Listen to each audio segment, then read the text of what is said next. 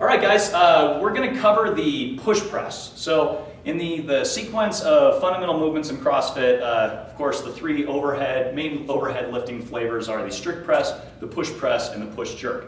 The push press is kind of an in-between movement. It does use some hip drive, but we don't do the double knee bend. So Chris is going to demonstrate the movement. I'm going to kind of take him through it. The first thing I want him to do is go ahead and set the PVC bar down.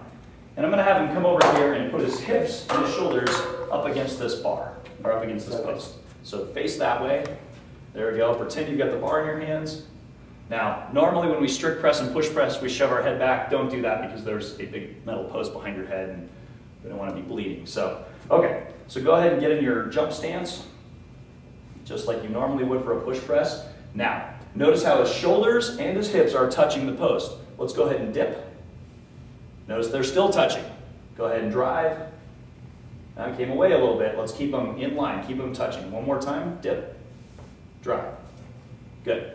Now the reason that we want that vertical torso, we want the hips and shoulders in line, we want the hips right under the shoulders every time, is because if you dip forward, you lose a lot of leverage. This is all about mechanical advantage, guys. The only reason we're doing this is it's not some arbitrary reason. It's because you can put more weight overhead and safer. It puts less load on your lumbar and gives you more leverage to keep your shoulders right above your hips. So let's go ahead and grab the PVC pipe and rack it. So we know from the side that he's going to be nice and vertical torso, right? Elbows are still in front of the bar. This is just like a strict press, except that he gets a little dip and drive overhead. Now the finish is head through, shoulders all the way open. And a real subtle point here that I'm going to cover is go ahead and lower the bar back down again. Notice how low he dips. Go ahead and dip a little bit. Not much, right? Just a few inches. Go ahead and dip lower. A lot of times you'll see people dip real low for the push press. Not necessary. In fact, very inefficient. Go ahead and come back up. So it's really just a quick dip drive. It's just a dip drive overhead. Yeah, looks good. Let's go ahead and have you try it with a 45-pound bar. We'll see how it looks with a little bit of weight in his hand.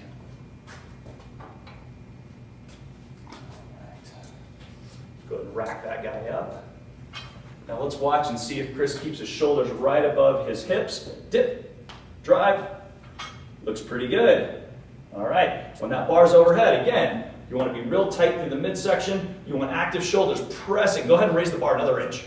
But it wasn't high enough before, right? If you have a client or you're doing this movement and you're at what you think is the top and you think, I'm going to raise the bar another inch, if you can, in fact, go another inch, you did not have active shoulders. So active shoulders are going to protect your shoulders, keep you in a nice neutral position. So go ahead and lower that bar, and that is the push press.